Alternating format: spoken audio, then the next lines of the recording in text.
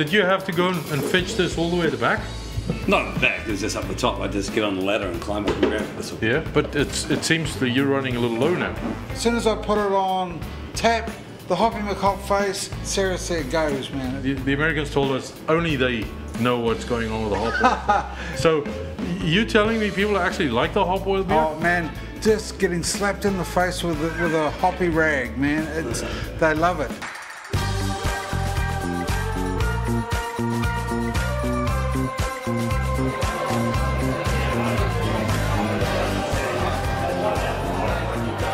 What are people drinking in Browns Bay?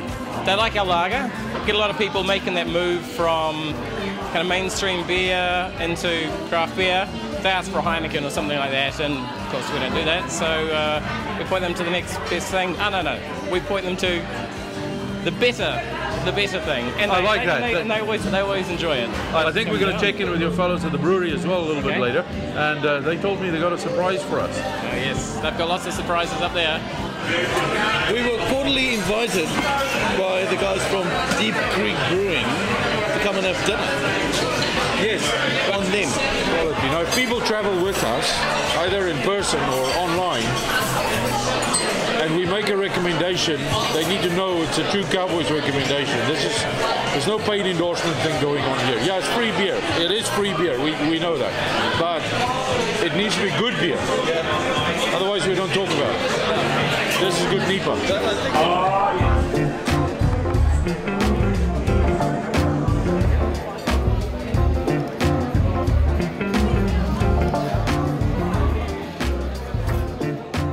Deep Creek Brewing Company. Where's that from?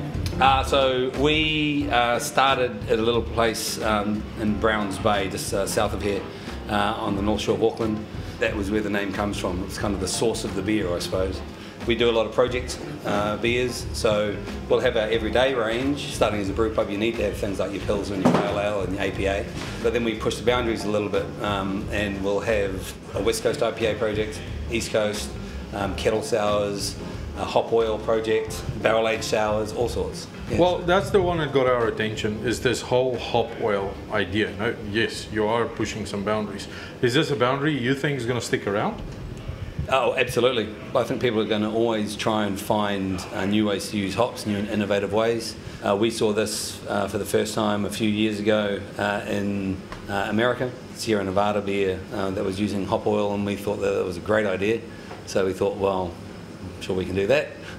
Come back and made our own. The reality is Sierra Nevada had quite exclusivity on it, and they've done a lot of R&D to get that to work right. Yeah. So it's not just a matter of, you know, we're going to get some hop oil, we're going to make a beer. Yeah. Because you don't just buy the stuff off the shelf. We just had to buy the hops, basically. We found this guy in Christchurch who distills lavender oil, and he's got an old pot still and gets a lot of lavender, chucks it in his pot still, steam distills it, and extracts all the oils out of the lavender. And we thought, well, that could be a good way of doing the hop oil as well. You know, it's all plant material, same sort of concept. So that's what we did. Bought that back and then just started experimenting and playing with it and seeing how we could use that in beers.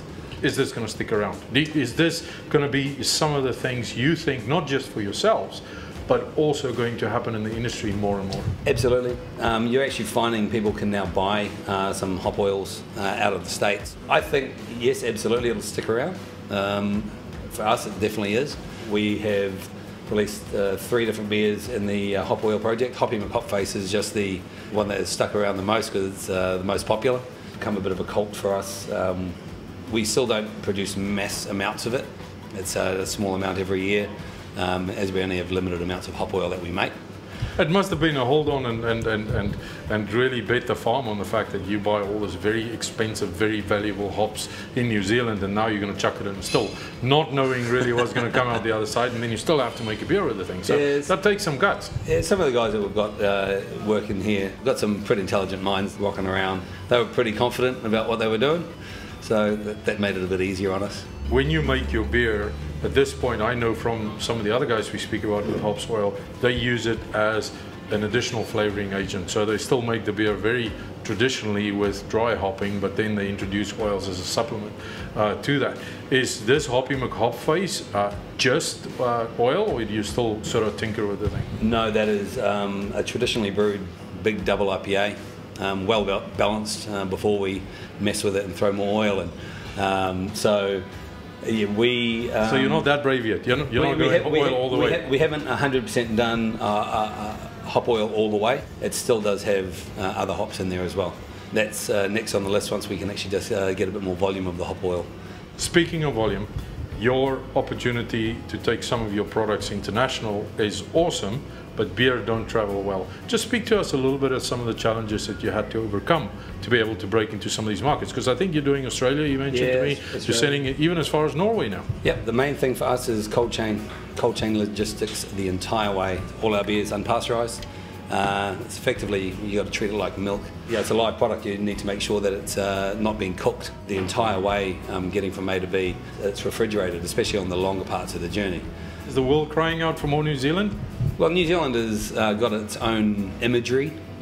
Clean green New Zealand. We try and leverage off that New Zealand brand, 100%. Well, I know getting New Zealand hops overseas is as hard as it can get. Yeah. So if you have New Zealand hops product, you're at an advantage already.